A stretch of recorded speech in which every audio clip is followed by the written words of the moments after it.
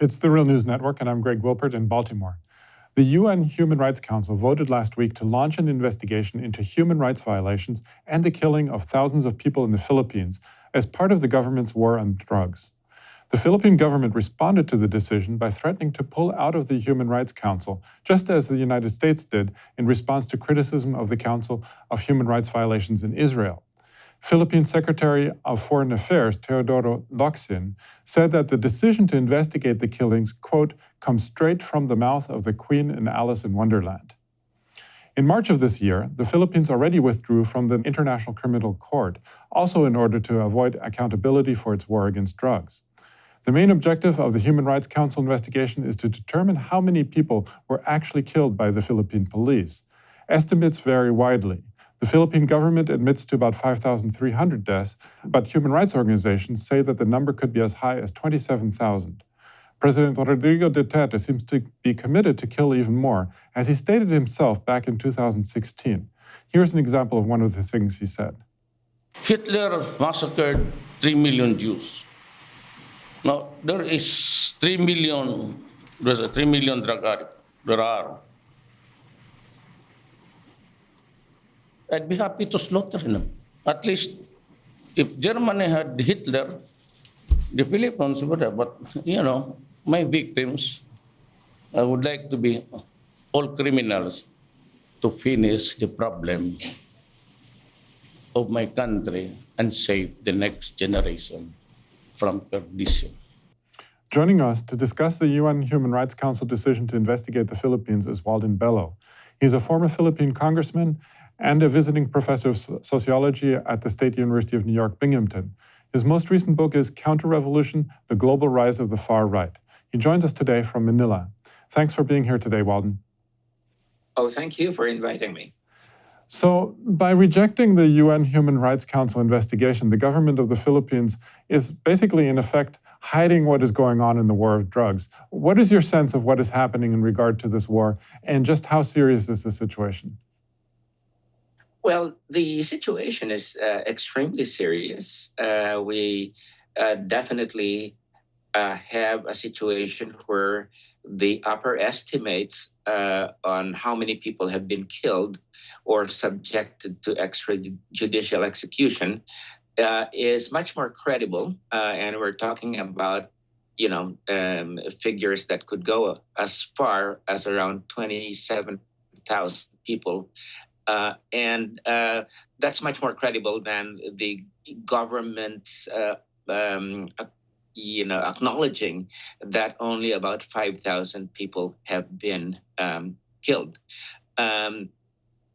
Every day, every night here in the Philippines, on the television news, almost, about a third of the coverage is on encounters between the police and drug users, and so many of much of the coverage shows extrajudicial executions that have taken place. So it is an extremely serious situation at this point in time. I mean, we're talking about thousands of people who have been subjected to extrajudicial execution by the police. But the government basically has said, no, all of those was because the people who were being targeted had fought back with arms. And that's simply not credible to anybody at this point, except to the propagandists of the administration. So why are so many people, especially people living in poverty in urban areas, being killed by the police? I mean, what is the government actually trying to achieve with this policy? Well, the government claims, and Duterte himself claims, that the drug situation in the Philippines has run out of control.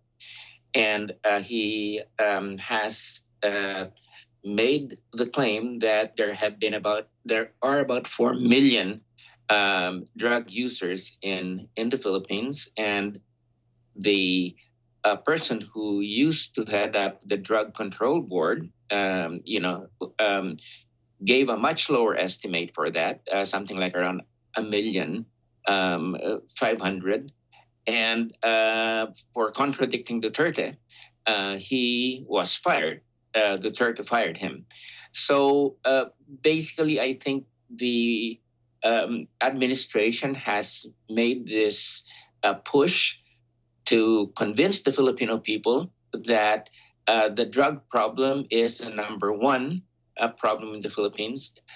Drugs are the main source of crime. And he has been able to convince a large part of the population that that is the central problem that is being faced by the country at this point in time. So it is, it is propaganda blitz to convince people, that this drug war is necessary. So, and how is this policy being received by ordinary Filipinos? And also, how is Duterte more generally being received among the population? In other words, are they supporting his extremist stance, and if so, why? Well, this is, in fact, a big problem at this point. That there is a great deal of support when it is expressed in surveys for his anti-drug policy and for the war on drugs. But at the same time, when people are asking the same survey if they are afraid, that they or their relatives might be targeted in the by the administration, by the police.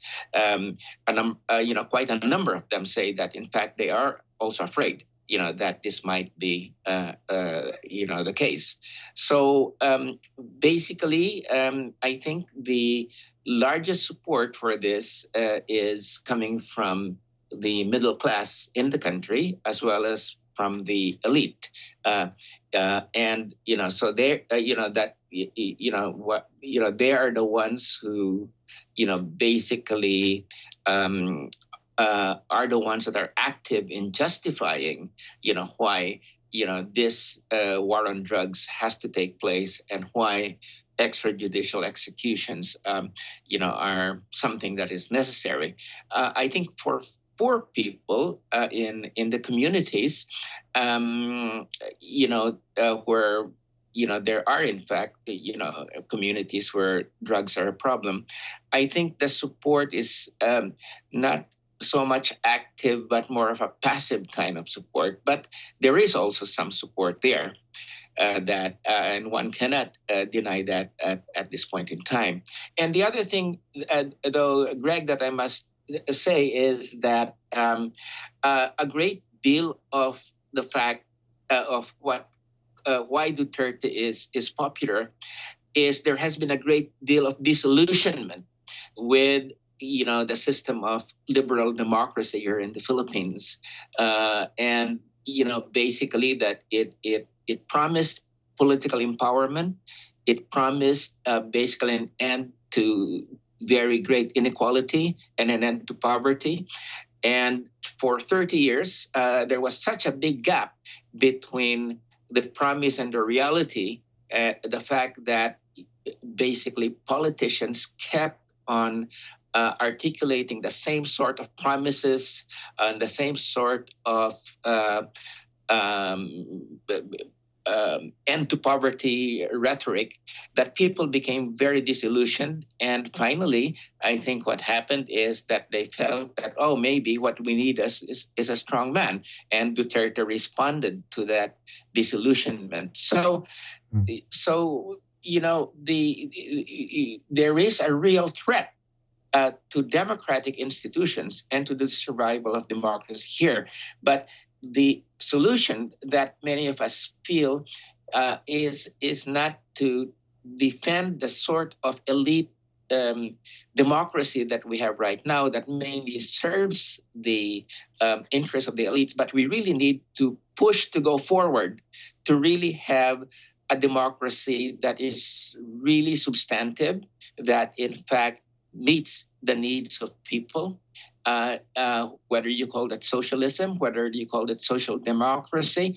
But the elimination of inequality must be front and center, just like it is, for instance, in other countries and even in the United States at this point in time. So, we have a political struggle and we have an ideological struggle, and we must confront the fact that it's an uphill struggle for people who really are pushing for real substantive democracy.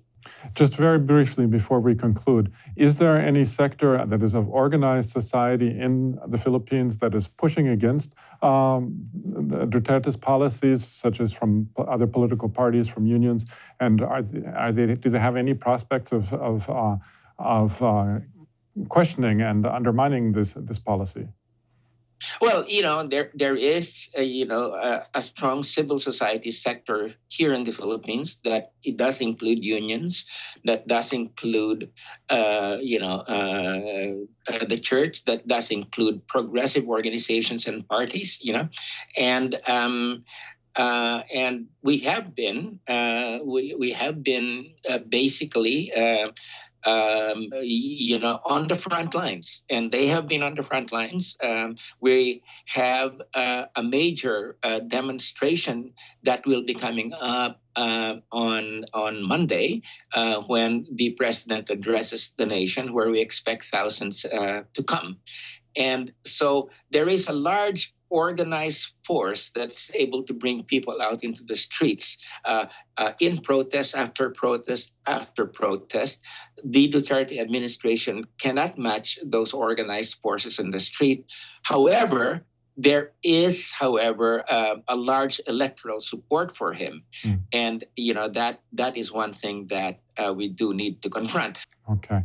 Well, we're going to leave it there for now. I was speaking to Walden Bello, visiting professor of sociology at the State University of New York, Binghamton. Thanks again, Walden, for having joined us today. Thank you very much. And thank you for joining the Real News Network.